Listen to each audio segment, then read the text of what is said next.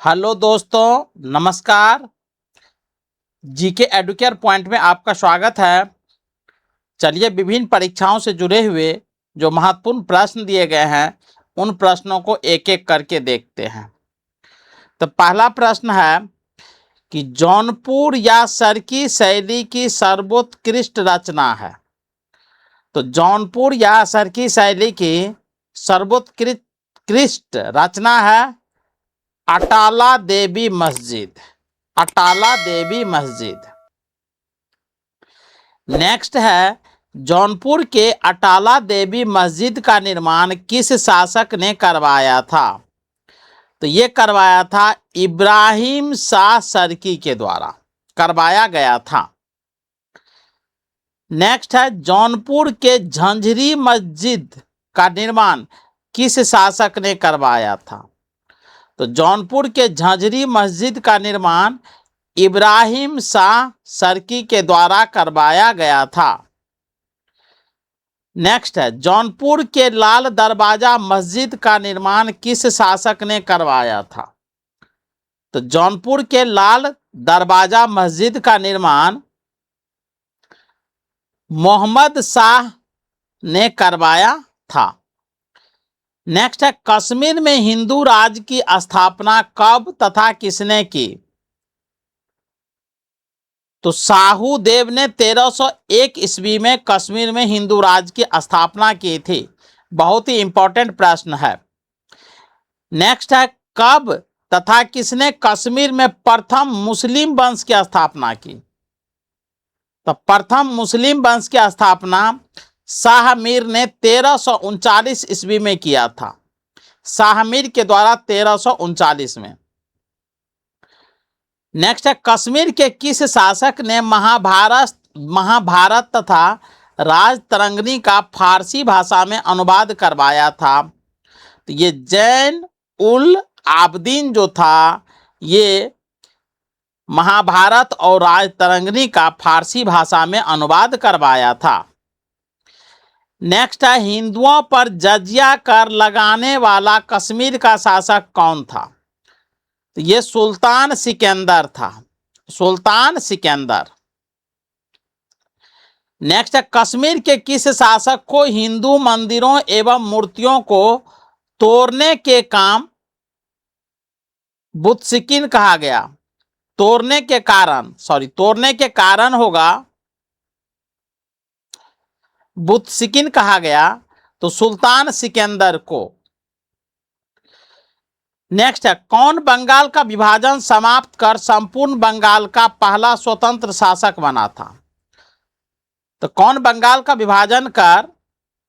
विभाजन समाप्त कर संपूर्ण बंगाल का स्वतंत्र शासक बना और ये पहला था? तो वो ये था इलियास शाह। इलियास शाह। नेक्स्ट है बंगाल के किस शासक ने सत्यपीर नामक आंदोलन की शुरुआत की थी? तो सत्यपीर नामक आंदोलन की शुरुआत क्या था? अलाउद्दीन हुसैन शाह। अलाउद्दीन हुसैन शाह। नेक्स्ट है महाभारत का बंगला भाषा में अनुवाद किस शासक ने करवाया था?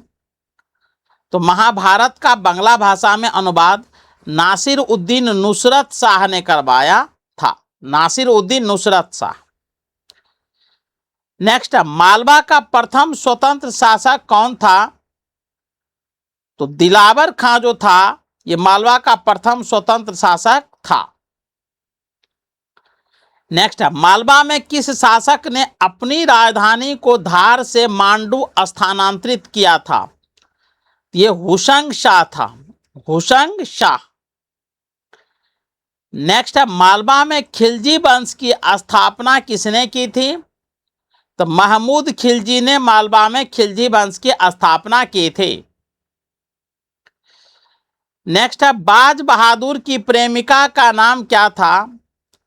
तो रूपमती जो था बाज बहादुर की प्रेमिका का नाम था। नेक्स्ट है सर्वप्रथम कब तथा किस सुल्तान ने गुजरात राज्य को दिल्ली सल्तनत में मिला लिया?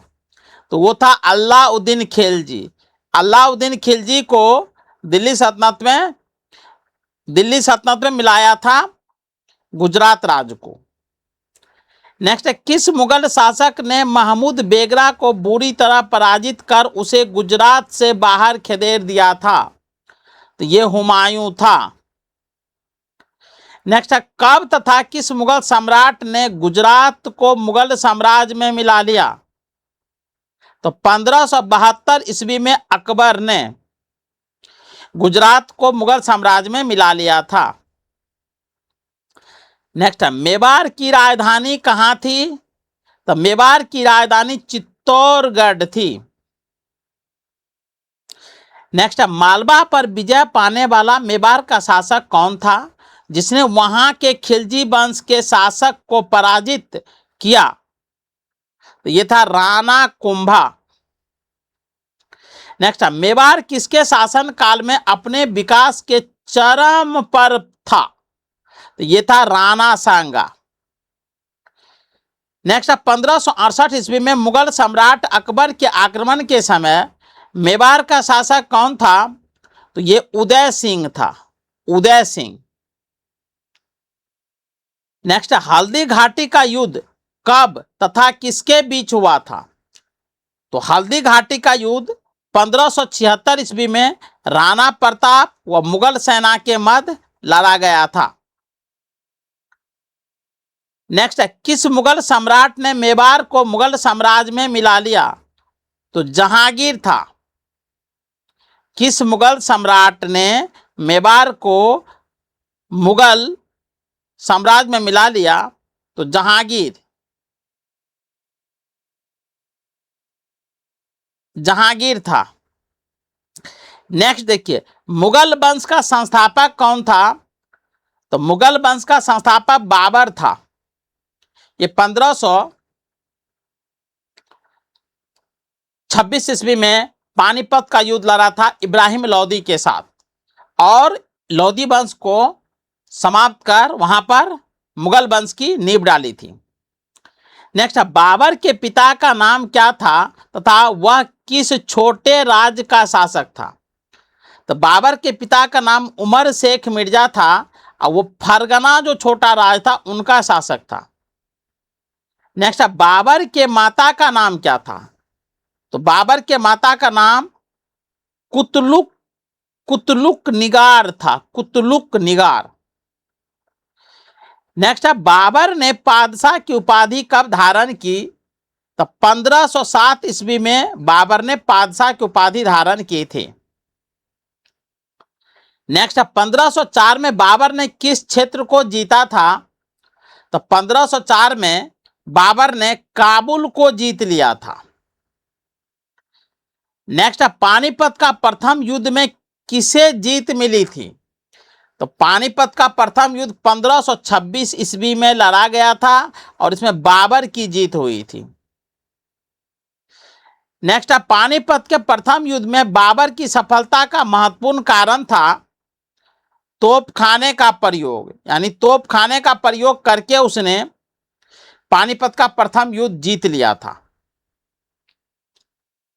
नेक्स्ट है, पानीपत के प्रथम युद्ध में भाग लेने वाला बाबर के दो तोपची कौन थे? जो तोप को चलाते थे उसको तोपची कहा जाता था। तो वो था उस्ताद अली व मुस्तफा। नेक्स्ट है, खानवा युद्ध के बाद बाबर को अगला महत्वपूर्ण युद्ध किसके साथ हुआ था? तो खानवा युद्ध के बाद अगला जो महत्वपूर्ण युद्ध था बाबर का वो मेदिनी राय के साथ हुआ था।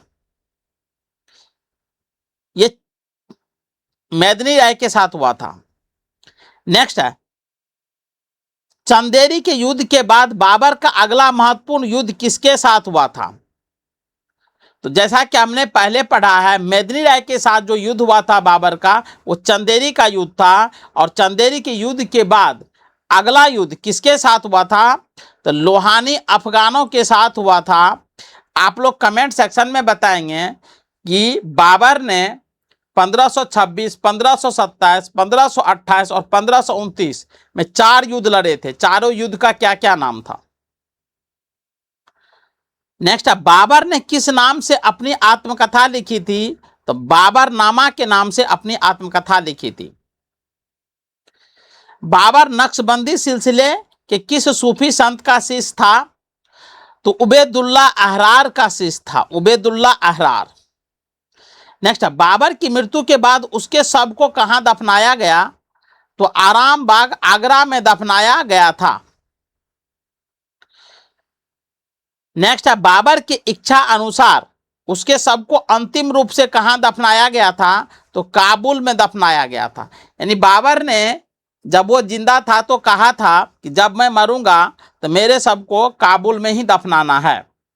तो पहले उसे आराम बाग के आगरा में दफनाया गया, बाद में उसे वहां से काबुल ले जाया गया और वहां दफनाया गया। नेक्स्ट है, बाबर का उत्तराधिकारी कौन हुआ? तो बाबर का उत्तराधिकारी उसका पुत्र हुमायूं हुआ। हुमायूं के बचपन का नाम क्या था? तो नासिर उद्दीन मोहम्मद हुमायूं, नासिर उद्दीन मोहम्मद हुमायूं उसका नाम था। नेक्स्ट है, दिल्ली के सिंहासन पर बैठने के पूर्व हुमायूं कहां का सूबेदार था? तो बदखसा का सूबेदार था। बादशाह बनने के बाद हुमायूं ने अपने राज का बंटवारा किसके निर्देशों के अनुसार कर दिया था?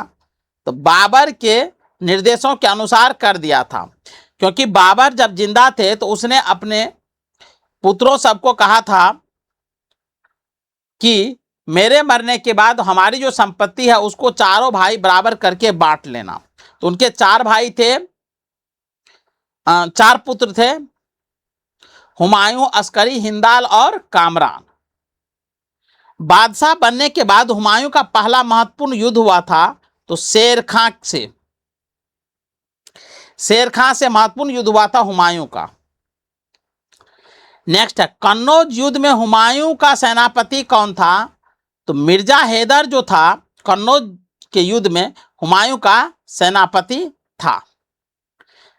नेक्स्ट है, सिंध में किसकी सलाह पर हुमायूं ईरान चला गया? सिंध में किसकी सलाह पर हुमायूं ईरान चला गया था? तो बैरम खां जो उसका संरक्षक था, बैरम खां के सलाह पर। नेक्स्ट है, सरहिंद युद्ध में मुगल सेना का नेतृत्व किसने किया था? तो बैरम खां ने ही किया था सरहिंद युद्ध में। मृत्यु के पूर्व हुमायूं ने किसे अपना उत्तराधिकार घोषित किया था? तो हुमायूं के मृत्यु होने से पूर्व उसने अकबर को अपना उत्तराधिकार घोषित किया था। शेरशाह सूरी के बचपन का नाम क्या था? तो फरीद खां शेरशाह सूरी के बचपन का नाम था। नेक्स्ट है, फरीद खां के पिता का नाम क्या था? तो हसन खां जो था फरीद के पिता का नाम था। नेक्स्ट है, शेर खां का पहला संघर्ष कब तथा कहां तथा किसके साथ हुआ था? तो 1539 ईस्वी में चौसा में हुमायूं के साथ हुआ था, और चौसा बिहार में है। यह युद्ध हुमायूं के लिए काफी घातक साबित हुआ था। नेक्स्ट, चौसा युद्ध में जीत के बाद शेर खां ने कौन सी उपाधि धारण की थी? शेरशाह की उपाधि धारण की थी, और अफगान सत्ता की स्थापना मुगल वंश पर हो गया था, और हुमायूं लंबे समय के लिए भारत से बाहर चले गए थे। तो चलिए, इसके साथ ही आज की वीडियो को समाप्त करते हैं। मिलते हैं नए टॉपिक के साथ, तब तक के लिए जय हिंद।